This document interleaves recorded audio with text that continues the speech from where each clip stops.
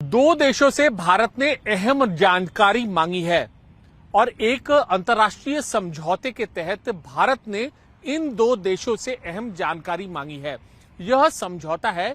एमलैट यानी mutual legal assistance treaty और दो देश हैं ब्रिटेन और अमेरिका। और जो मुद्दा है वह है विदेश में भारतीय संस्थानों के सामने हुए हिंसक प्रदर्शन का मामला। दरअसल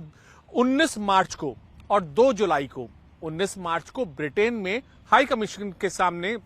हिंसक प्रदर्शन हुआ था और 2 जुलाई को अमेरिका सैन फ्रांसिस्को में भारतीय काउंसलेट के सामने हिंसक प्रदर्शन हुआ था। दोनों ही मामलों में कुछ चीजें एकदम समान थी, मतलब खालिस्तानी अलगाववादी आतंकी तत्वों का वहां पर मौजूद होना, भारतीय संस्थानों को नुकसान पहुंचाना और सिलसिलेवार तरीके से एक हिंसक प्रदर्शन होता है जिसके बाद भारत की छवि को विदेश में खराब करने की कोशिश की जाती है। पूरे मामले को भारत सरकार ने बेहद संवेदनशीलता से लिया और नेशनल इन्वेस्टिगेटिंग एजेंसी को इस मामले की जो जांच है वह सौंपी गई और करीब 20-25 संदिग्धों की पहचान की गई। इन दोनों मामलों में 19 मार्च को ब्रिटेन में भारतीय उच्चायोग के सामने हुए हिंसक प्रदर्शन के मामले में और 2 जुलाई को सैन फ्रांसिस्को में इंडियन काउंसलेट के सामने हुए हिंसक प्रदर्शन के मामले में। अब जो वह जानकारी जुटाई है भारत की सरकार ने नेशनल इन्वेस्टिगेटिंग एजेंसी में,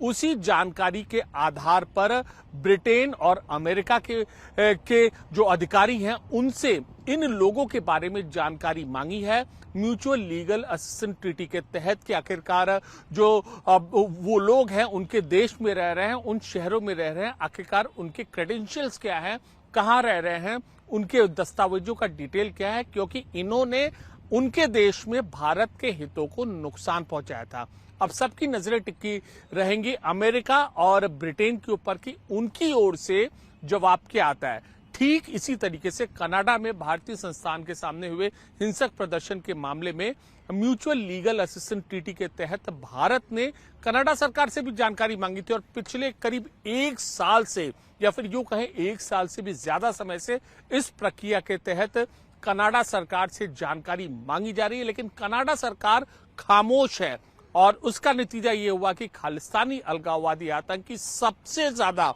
पूरे विश्व में अगर कहीं पनप रहे हैं तो वो कनाडा में पनप रहे हैं और अब भी कनाडा सरकार, कनाडा के अधिकारी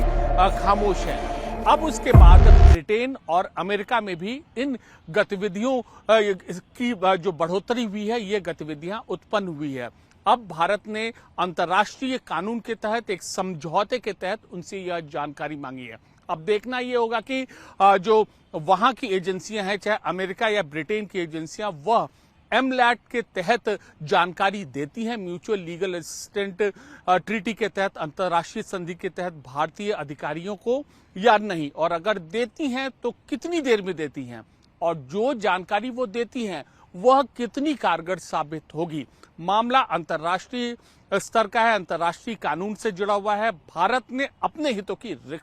रक्षा करने के लिए इसको उठाया है और अब गेंद पाले में है अमेरिका के और ब्रिटेन में कि वह भारत को इस संवेदनशील मुद्दे पर कितनी मदद मुहैया करवाते हैं।